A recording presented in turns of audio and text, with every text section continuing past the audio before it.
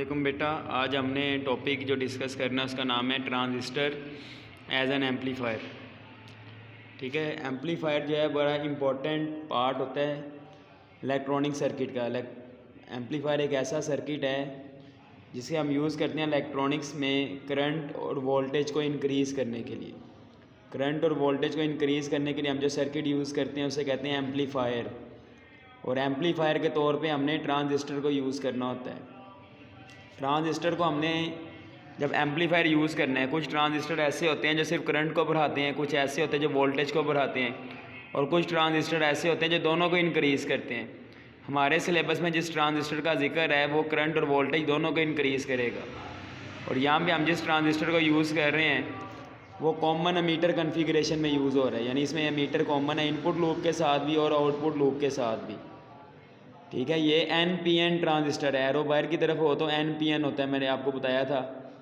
Base emitter, base यहाँ पे P type है, एमीटर N टाइप है। इसको फॉरवर्ड बाइस करने के लिए बैटरी के पॉजिटिव टर्मिनल से कनेक्ट किया है, एमीटर को नेगेटिव टर्मिनल से।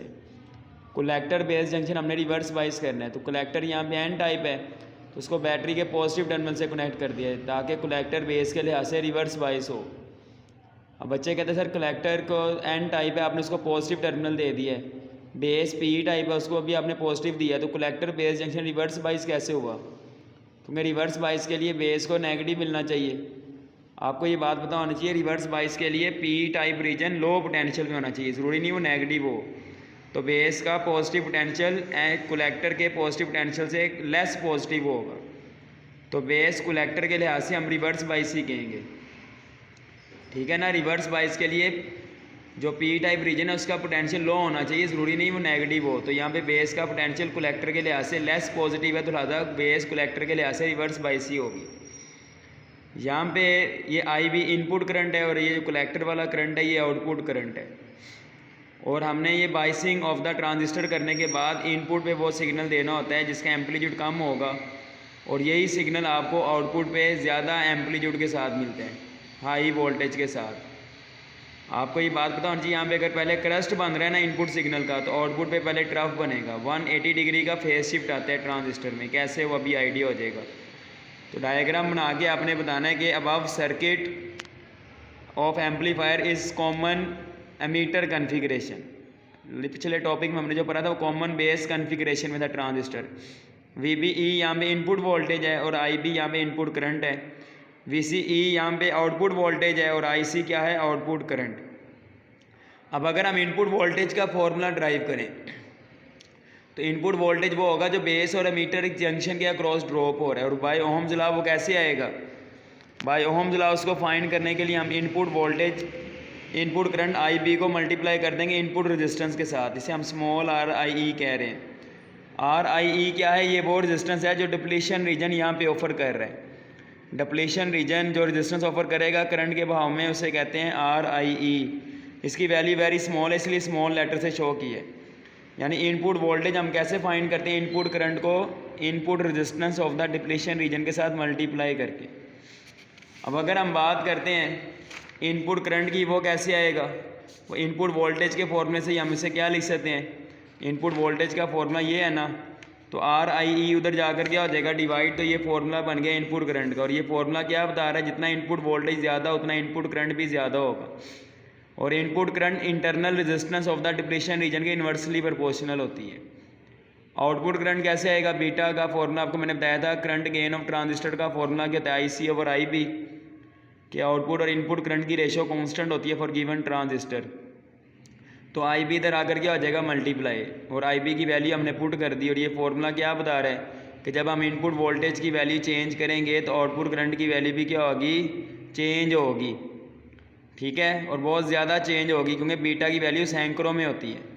अगर हमने आउटपुट वोल्टेज का फॉर्मूला ड्राइव करना है तो बाय KVL का मतलब किरचॉफ वोल्टेज लॉ को अगर आप यूज़ करो तो आउटपुट लूप में अगर आप देखो तो ये जो वोल्टेज है VCC वो आगे दो हिस्सों में डिवाइड हो रहे हैं, RC के अक्रॉस और कलेक्टर से लेके एमीटर तक। यानी VCC को हम यहाँ पे क्या लिख सकते हैं, ICRC प्लस VCE। ये ICRC उधर जाकर माइनस हो जाएगा, ठीक है, और यहाँ पे VCE को हम आउटपुट वोल्टेज भी कह सकते हैं। ये हमारे पास आउटपुट वोल्टेज का फॉर्मूला क्या बता रहा है कि अगर हम इनपुट वोल्टेज की वैल्यू चेंज करेंगे तो आउटपुट वोल्टेज की वैल्यू भी क्या होगी, चेंज। ये जो हमने फॉर्मूले की डेरिवेशन किया ना, ये उस केस में जब हमने ये वाला सिग्नल प्रोवाइड नहीं किया हुआ, सिर्फ बैटरियाँ लगाई हैं। लेकिन हम जब इनपुट सिग्नल भी दे देंगे सेपरेटली, जिसको हम एम्पलीफाई करना चाह रहे हैं, तो फिर क्या होगा, तो फिर हमारे पास इनपुट वोल्टेज की वैल्यू बढ़ जाएगी। वो क्या हो जाएगी, V in plus delta V in. Input current की वैल्यू भी चेंज हो जाएगी, जिसकी वजह से आउटपुट करंट भी क्या हो जाएगा, चेंज। ये फॉर्मूले के मुताबिक जब आउटपुट करंट की वैल्यू चेंज होगी तो by using this formula output voltage की वैल्यू भी क्या हो जाएगी, चेंज। यानी कि सिग्नल प्रोवाइड करने पे आउटपुट वोल्टेज का ये वाला फॉर्मूला ये बन जाएगा। ठीक है, यानी VBE में इनपुट वोल्टेज ऐड हो गया और VO में यानी आउटपुट वोल्टेज में change in output voltage add हो गया। दोनों इक्वेशंस को आपने माइनस कर दिया। लेफ्ट हैंड साइड में से लेफ्ट को माइनस करना है, राइट हैंड साइड में से राइट को। तो लेफ्ट साइड में से आप जब लेफ्ट को माइनस कर रहे हो तो VO से कैंसिल हो जाएगा।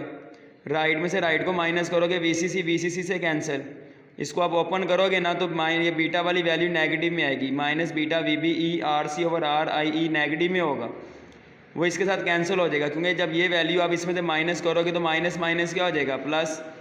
यानी कि लेफ्ट साइड पे सिर्फ डेल्टा VO रह जाएगा और राइट साइड पे सिर्फ क्या रह जाएगा, माइनस बीटा डेल्टा V इन ओवर RC ओवर RIE। ये मैंने सोल्व भी किया भाई, थोड़ी मिस्टेक हो गई थी।